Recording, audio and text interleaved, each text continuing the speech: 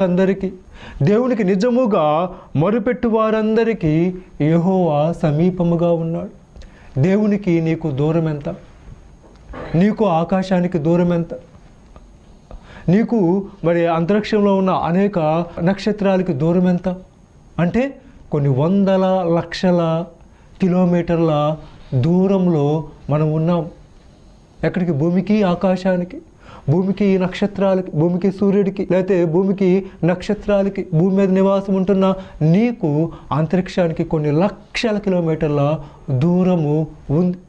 మరి అంతరిక్షము కూడా దాటుకుంటూ వెళ్తే అంతరిక్షం కన్నా కూడా ఇంకా ఎత్తులో ఎవరున్నారంటే దేవుడు ఉన్నాడు. ఎంత దూరంలో ఉన్నాడంటే లక్షల కోట్ల కోట్ల కోట్ల కిలోమీటర్ల దూరంలో దేవుడు ఉంటే, దేవుడు ఈ సమయంలో నీతో చేస్తున్న వాగ్దానం ఏంటంటే, నువ్వు మొర్ర పెట్టగలిగితే, నువ్వు ప్రార్థన చేయగలిగితే, నువ్వు నిజముగా మొర్రపెట్టగలిగితే, మొర్రపెట్టు, నీకు దేవుడు సమీపముగా ఉన్నాడు. హల్లెలూయా!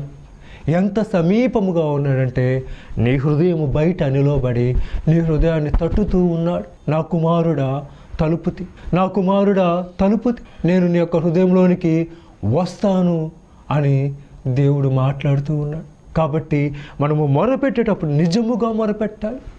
నిజముగా మొరపెట్టాలి అన్నప్పుడు మరి నిజముగా కూడా అబద్ధంగా కూడా మొరపెట్టేవారు ఉంటారా అంటే మరి నటించేవారు ఎంతోమంది ఉంటారు. మన యొక్క ప్రార్థన నటనాపూర్వకంగా ఉండకూడదు, కానీ నిజముగా దేవునికి మొరపెట్టినప్పుడు దేవుడు తన యొక్క గొప్ప కార్యాలు చేసేవాడిగా ఉంటాడని దేవుని యొక్క లేఖనాలు సెలవిస్తూ ఉన్నాయి.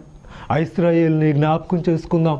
ఆశ్రమంలో ఉన్న ఇశ్రాయేలును జ్ఞాపకం చేసుకుంటున్నప్పుడు వారు 70 సంవత్సరాలు కూడా ఎంతో బాధతో, ఎంతో కన్నీటితో, ఎంతో మరి దుఃఖముతో మొర్ర పెడుతున్నారు.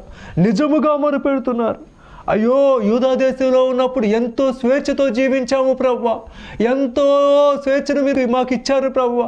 అయ్యా, అంత స్వేచ్ఛ ఇచ్చినప్పటికీ కూడా నిజ దేవుడు అయిన నిన్ను మర్చిపోయి నిజానికి దేవుళ్ళు కాని వారిని మేము పూజించాము ప్రభువా. అయ్యో, మేము భ్రష్టులం అయిపోయాము ప్రభువా, మమ్మల్ని క్షమించు ప్రభువా, హృదయపూర్వకంగా క్షమించు ప్రభువా అని దేవుని యొక్క పాద సన్నిధిలో వారి యొక్క కన్నీటిని కార్చారు. అలా మనం కూడా కన్నీరు కారుస్తూ దేవునికి ప్రార్థన చేస్తే దేవుడు మన యొక్క ప్రార్థన ఆలకించేవాడిగా ఉన్నాడు. ఆయన సమీపముగా ఉన్న దేవుడు. అందుకే యెహోవా సమీపముగా ఉన్నప్పుడు ఆయన్ను వేడుకొనుడి, ఆయన దొరుకు కాలంలో ఆయన్ను వెతుకుడి. దేవుడు దొరికే కాలంలో మనం వెతకకపోతే దేవుడు దొరకని కాలం ఒకటి వస్తుంది. దేవుడు దొరకని కాలంలో దేవుడిని ఎంత వెతికినా కూడా కనపడడు. వెతుకుదాంలే దేవుని